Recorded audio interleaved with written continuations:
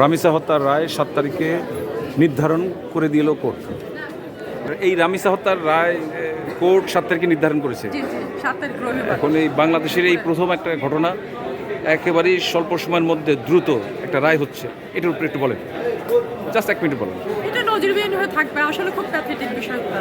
আর হচ্ছে এই সরকার যদি এর পানিশমেন্টটা দিতে পারে তাহলে একটা হয়ে থাকবে, নজিরবিহীন একটা নথি হয়ে থাকবে। এটা সবাই এটাকে করবে, রেসপন্স করবে ভালোভাবে, এবং একটা নতুন কিছু মানে বিচার বিভাগে একটা নতুন কিছু বিচারে একটা নতুন কিছু ধারা যোগ হবে।